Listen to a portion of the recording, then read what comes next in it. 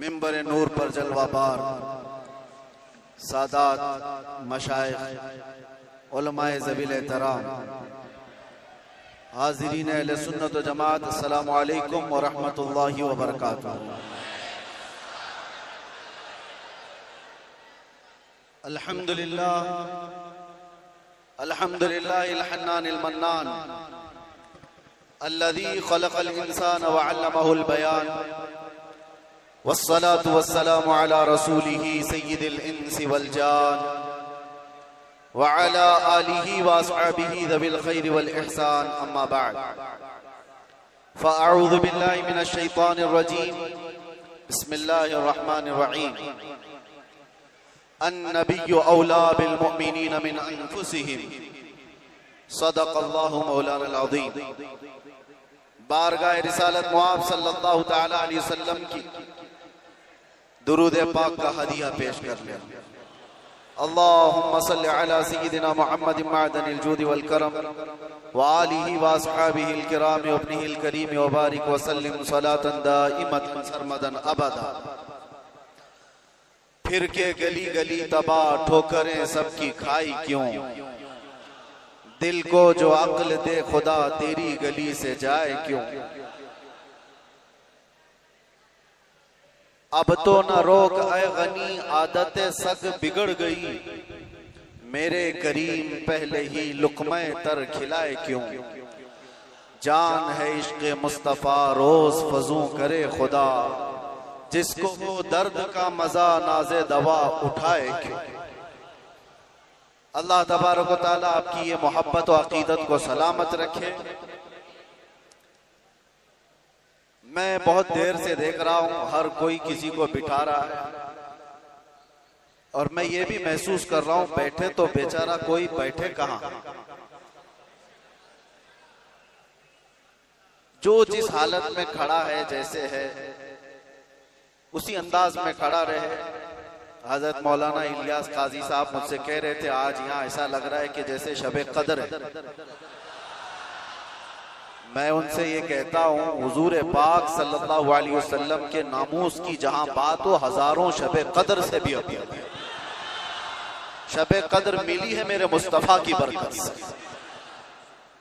सारी बरकतें उस हस्ती पाक की हैं, आबरू मां ज़नाम मुस्तफास्त। हम सब की इज्जत और आबरू उस नाम पाक से वाबस्ता है, और इसीलिए हम बार बार ये कहते हैं वो जो न थे तो कुछ न था, और वो जो न हो तो बस। यही अकीदा भी है और यही जिंदगी भी है। वो जो न हो तो कुछ न हो। इसीलिए मेरे अजीजों, एक और बात जिसकी वजाहत भी कर दूं। लोग आज दो दो पोस्टर मेरे पास भेज कर कह रहे थे कि उधर भी है इधर भी है, कैसे प्रोग्राम है। असल में ये तिलक नगर में होने वाला प्रोग्राम था। वहां के गयूर हजरात ने बड़ी मेहनतें की, मोहब्बतें उनकी भी अपनी जगह पर, लेकिन मेरे मुस्तफ़ा करीम सल्लल्लाहु अलैहि वसल्लम को जहां मंजूर हो, मेरे रब को जहां मंजूर हो, बात वहीं की जाती है। शायद गुरदल्ली वालों का खिंचाव ज्यादा हो। वैसे तो यहाँ पर रेशम का काम करने वाले ज्यादा हैं। बनारसी हजरात को मैं अच्छी तरह से जानता हूँ। इश्क़ रसूल के मामले में वो इतने नरम रेशम भी नहीं है, रस्सियों से मजबूत है। आज कुछ उनके मामलात की वजह से, जगह की किल्लत की वजह से, परमिशन के मामलात में इधर मूव हो गया। बहरहाल ये हालात के एतबार से इधर से उधर हो जाए, कहीं पर भी हो जाए, बात तो उस नबी पाक की जहां से भी की जाएगी गूंज कर रहेगी इंशाअल्लाह। और मुझे पता है हम उस मुल्क में जी रहे हैं जहां अफगानिस्तान का तालिबान मेहमान बन सकता है, और हिंदुस्तान में जन्म लिया सलमान नहीं आ सकता। ये मुनाफिकत है और मैं खुलकर बोलता हूं। वैसे मुझे बयान शुरू होने से पहले ही मस्जिद के आपके सदर साहब ने कान में कहा आपके ऊपर कोई पाबंदी यहाँ पर नहीं है, आप जो चाहे जितना चाहे बोल सकते हैं।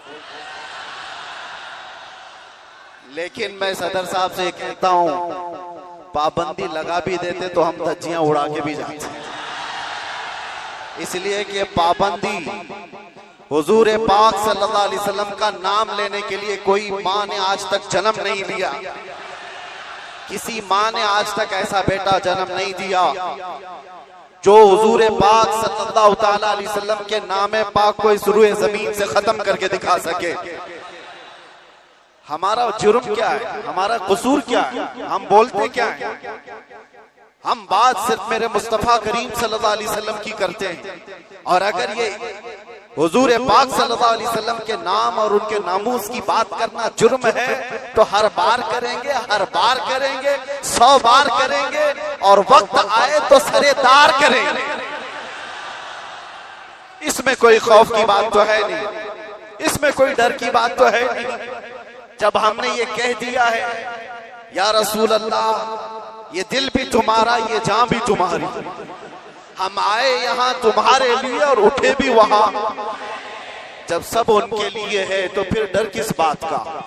खौफ न रख रजा जरा, तू तो है अब्दे मुस्तफा, तेरे लिए अमान है, तेरे लिए अमान है। बेंगलुरु के गयूर नौजवानों को मैं कुछ बातों से बेदार करना चाहता हूं। तुम्हारी एनर्जी, तुम्हारी ताकत खामखा जाया नहीं होनी चाहिए। सड़कों पर बर्बाद किए जाने के लिए तुम्हें ताकत नहीं दी गई। अल्लाह ने तुम्हें जो ताकत और एनर्जी दिया है, जो तुम्हें पावर दिया है, वो नशे के अड्डों पर बर्बाद करने के लिए नहीं, और ना ही गलियों कूचों पर रात भर गुजारने के लिए, और ना ही बेमहल और बेवक्त एहतजाजात करके अपने आप को जोखिम में डालने के लिए। तुम्हारी एनर्जी और तुम्हारी ताकत एक एक पल किस चीज के लिए दी गई है आपको पता है? जिंदगी ये नहीं है किसी की किसी के लिए, जिंदगी है नबी की नबी के लिए, और ना समझ मरते हैं जिंदगी के लिए, और जीना मरना है सब कुछ नबी के लिए। तुम्हारी जिंदगियां इतनी सस्ती नहीं है, तुम्हारी जिंदगियां इतनी हल्की नहीं है कि कोई चोर उचक्का हाँकता हुआ तुम्हें किसी भी तरह से लेकर चला जाए और अपने अपने मकासद का निशाना बनाए। ऐ नौजवानों, जिस दौर में आप जी रहे हो, होश और हवास के साथ जियो, कानूनी मामलात और उसकी पेचीदगियों को समझो। दुश्मन किस अंदाज से तुम्हें वार कर रहा है, इस चीज को महसूस करो। यकीनन मेरे आका सल्लल्लाहु ताला अलैहि वसल्लम की मोहब्बत और उनकी असमत एक ऐसी चीज है जिस पर मुसलमान कंप्रोमाइज नहीं करता, और ये दुश्मन को अच्छी तरह मालूम। हमें भड़काने के लिए, हमें आपे से बाहर करने के लिए, जानते हो वो कौन सी चीज का इस्तेमाल करते हैं?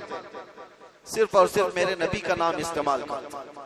उनको पता है इसकी माँ की गाली से भी उतना नहीं भड़केगा, ये इसके बाप और इसके खानदान को कोसो तो भी नहीं भड़केगा, इसके घर को बिल्डोजर से तोड़ दो तो भी नहीं भड़कता। ये अगर बेकाबू होता है तो आमिना के लाल की इज्जत पर उंगली उठा दे। ये अच्छी तरह से दुश्मन को मालूम है, इसीलिए बार बार इस तार को छेड़ा जाता है। उन्हें छेड़ने दो, वो अपनी हैसियत के मुताबिक छेड़ करके समझ रहे हैं, लेकिन हकीकत में मेरे अजीजों मैंने महसूस किया इस कौम को अल्लाह हमेशा सलामत रखे। मैं कभी कभार रातों में बैठे फिक्र भी करता कि इन नौजवानों से मुस्तकबिल क्या होने वाला है, जो रात भर नशे के अड्डे में गुजारते हो, गाने सुन करके दिन भर बिस्तर पर सोए रहते हो। उम्मत मुस्लिमा का क्या होगा? हम पहले बहुत जज्बाती तकरीरें कर चुके, माशरे की इस्लाह के लिए हर बुराई पर हम उंगली रख चुके, बहुत फिक्र अंदाज, काफी फिक्र होती थी। लेकिन मैंने देखा ये वो नौजवान जो नशा में मेरे साथ जेल की कैद काटे हुए नौजवानों को भी जानता हूं, जो हर तरह का नशा करके आए हुए थे, एडिक्ट थे, और कोई 10 साल से, कोई 15 साल से, कोई 20 साल से, और सारी कड़ियां जोड़ करके मैं आकर के देखता हूं कौन है जो इन्हें नशा पर उभारता है, कौन इनकी गलियों में नशा बेचता है, कौन सप्लायर है, कौन उभारता है, कौन पहुंचाता है। कानून को भी मालूम है कहां बिक रहा है, कहां सप्लाई हो रहा है, सबको पता है। और खासकर तुम्हारे मोहल्ले क्यों टारगेट है, कभी सोचा आपने?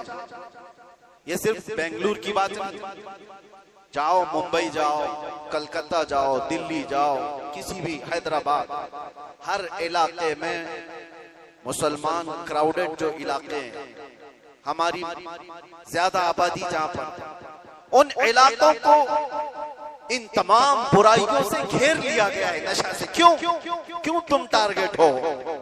वजह यही है मेरे अजीज, इसलिए कि दुनिया को खौफ दूसरी कौमों से नहीं, मोहम्मद अरबी के गुलामों से इतना डर है कि इसी दिन ये खड़ा हो गया तो दूसरों की नींद हराम कर देगा।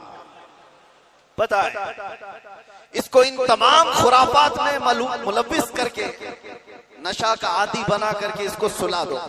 ठीक है, इन्होंने कर लिया, किसी को 10 साल से, किसी को 20 साल से, किसी को 25 साल से नशा में मुब्तला करके रख दिया। हम भी डरे हुए थे कि ये नशा खोर नौजवान क्या करेंगे, मुस्तकबिल क्या होगा इनका।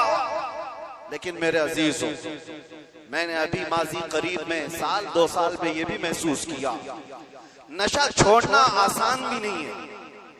जो एडिक्ट होता है वो जल्दी छोड़ता भी नहीं। अरे गुटखा नहीं छोड़ता तो वो दूसरी बातें कहां जल्दी छोड़े।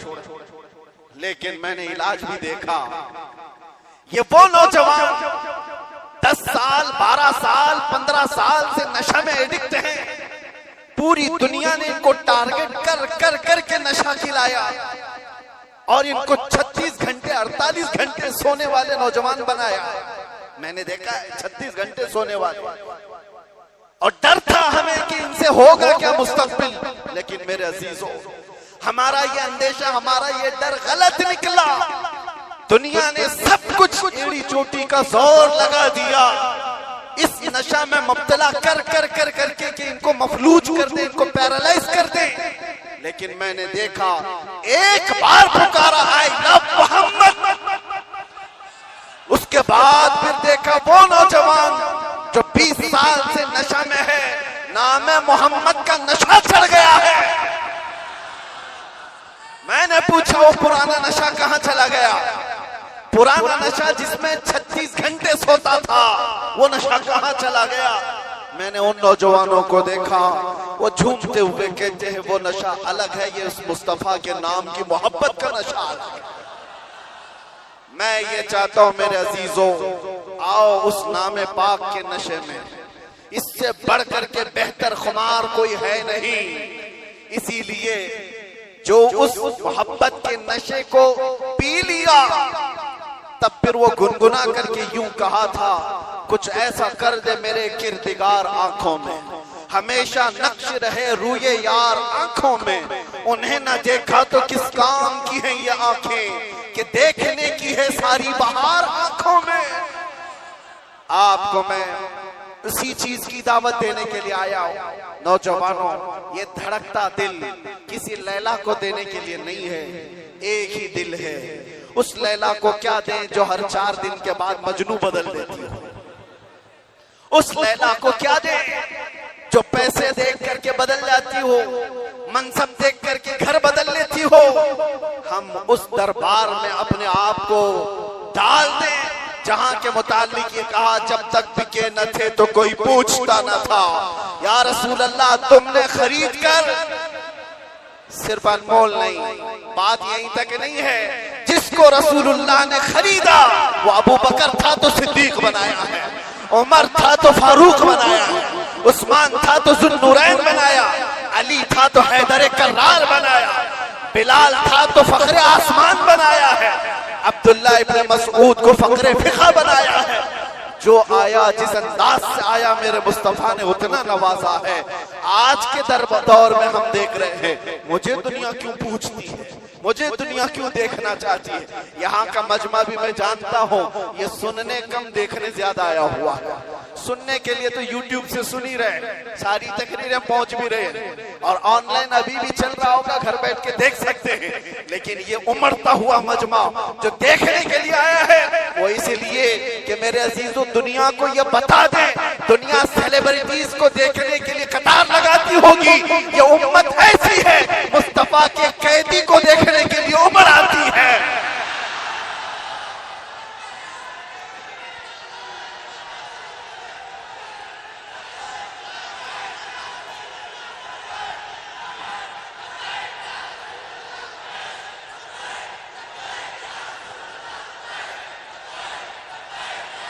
वरना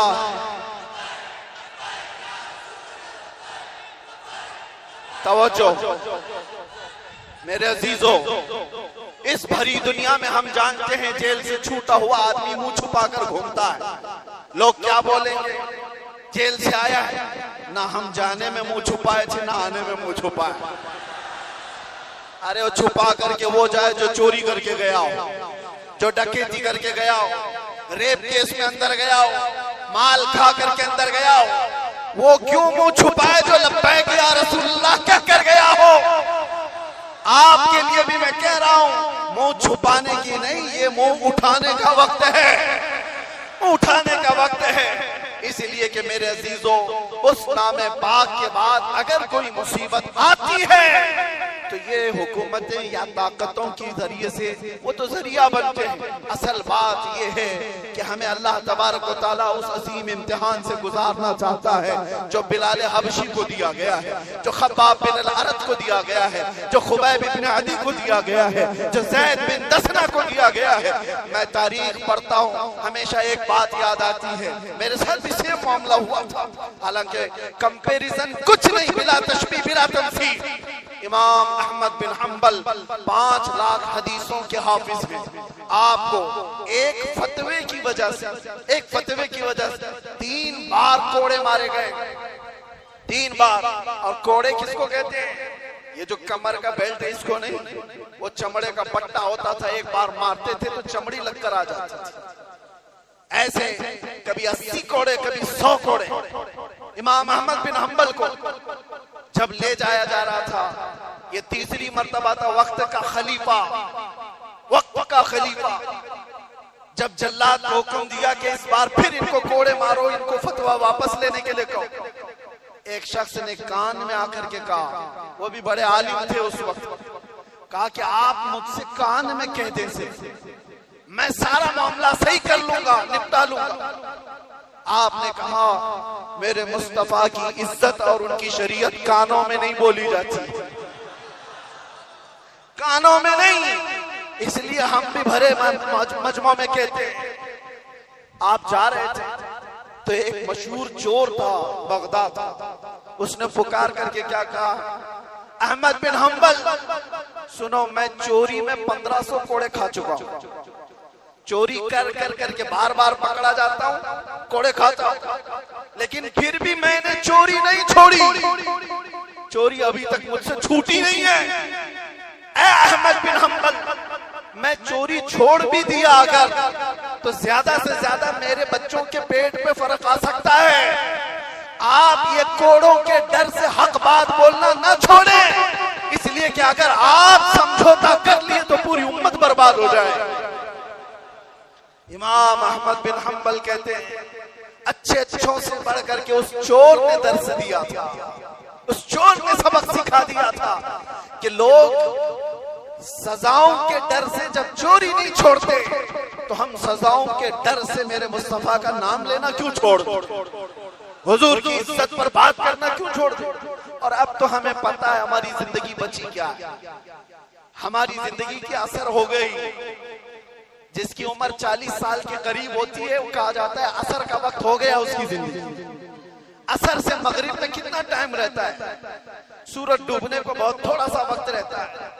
हमारी जिंदगियों की असर हो गई, मगरिब में थोड़ा सा वक्त बाकी है।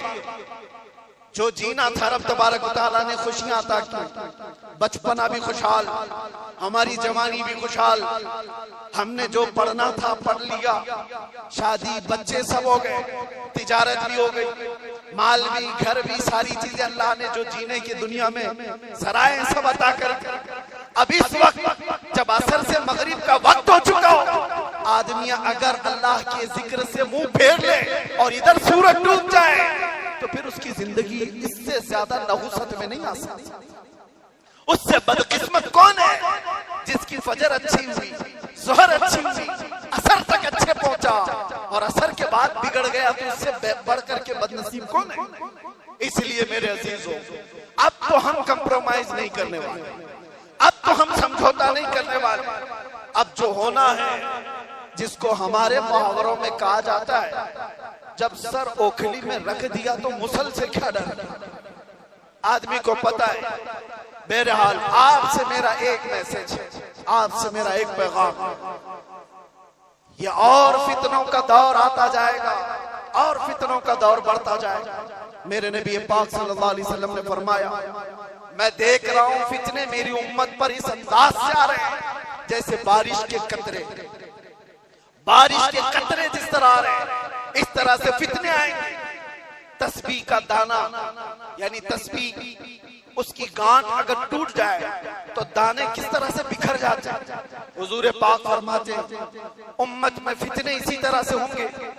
एक दाना पकड़ने जाओगे दूसरा सरक जाएगा, दूसरा पकड़ने जाओगे तीसरा निकल जाएगा। तुम एक फितने से निकल करके आ रहे होगे, दूसरा सामने होगा और तुम ये कहोगे इससे बड़ा फितना तो मैंने देखा ही नहीं, जबकि उसके बाद फिर फितना आएगा। हुजूर फरमाते उसको देखकर फिर कहोगे तुम इससे बड़ा तो मैंने देखा ही नहीं। इस दौर में हम जिंदगी गुजार रहे हैं। हर आने वाला दिन एक नया फितना लेकर के आएगा।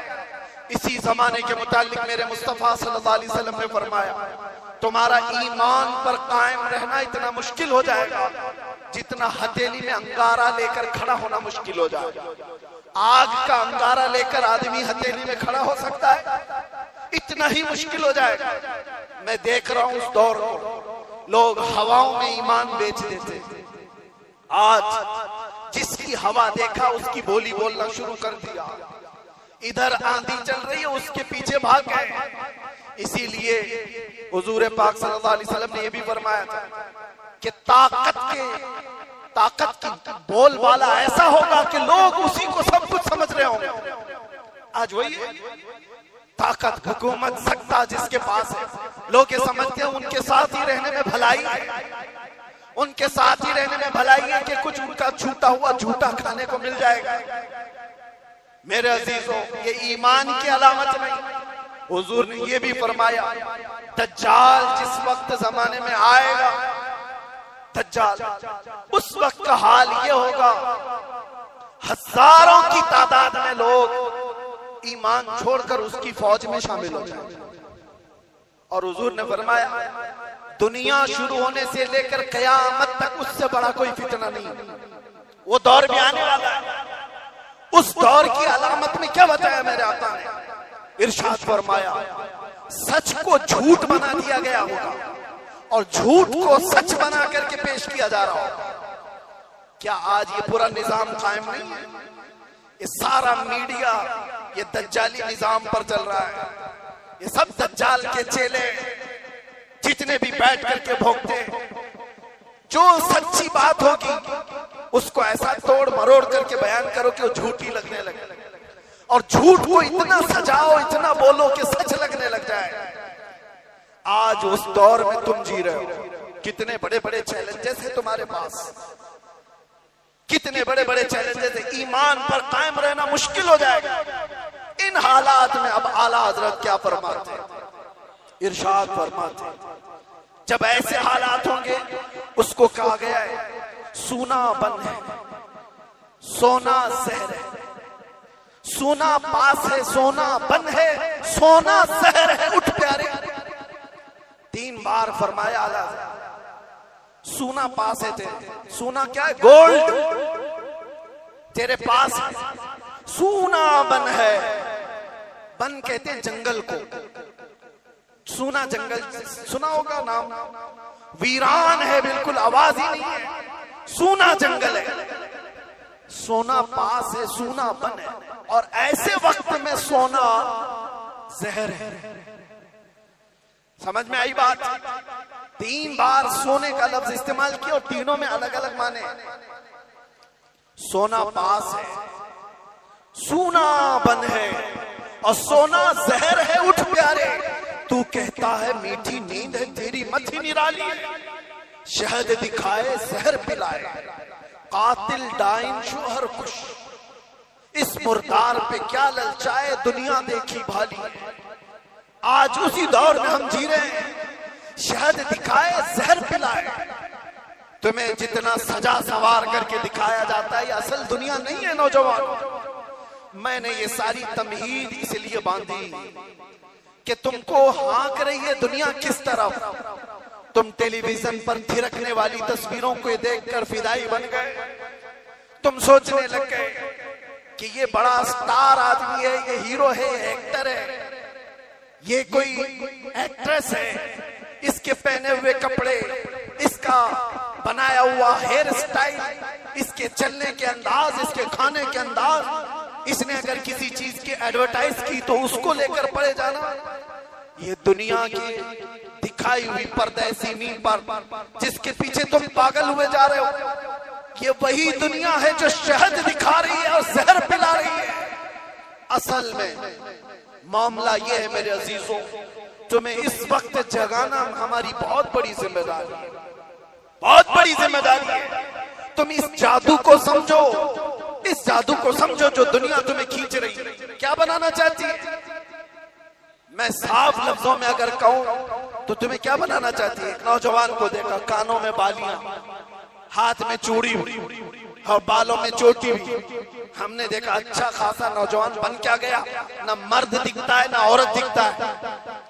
दुनिया तुझे तीसरी मखलूक बनाना चाहती है और तू शौक से इसके पीछे भाग रहा है। कभी सोचा भी नहीं औरतों को क्या बनाना चाहती है?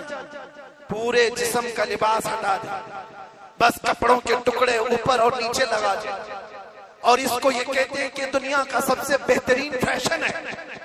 अगर नंगा रहना फैशन है तो भैंस ज्यादा फैशनेबल है, हो तो कुछ भी नहीं पहनती।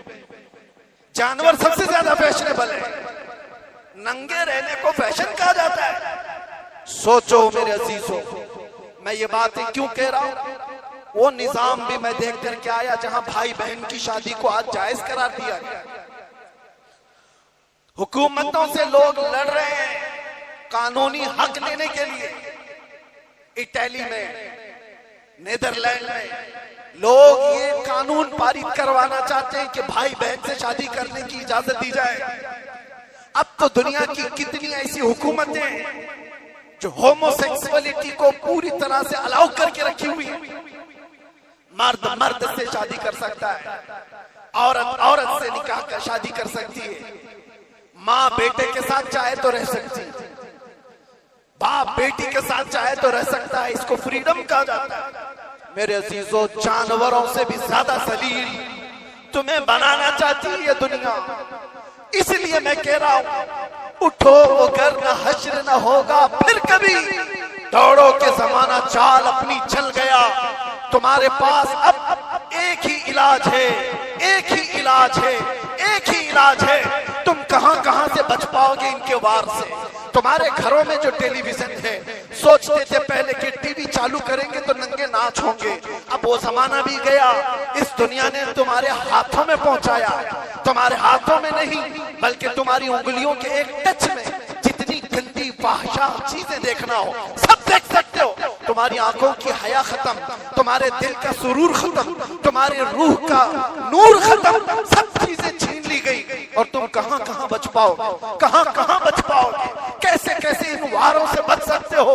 एक ही इलाज है, एक ही इलाज है जिसको इकबाल ने 10 साल अपनी मेहनत के बाद कहा था। वो इलाज ये है कि मोहम्मद से वफा तूने तो हम तेरे हैं, ये जहां चीज है क्या लोहो कलम तेरे।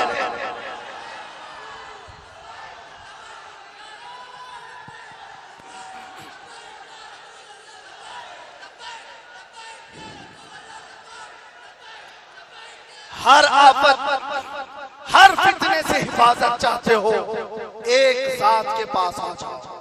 बुलहवस सुन, सीमौसर की बंदगी अच्छी नहीं, उनके दर की भीख अच्छी, सरवरी अच्छी नहीं।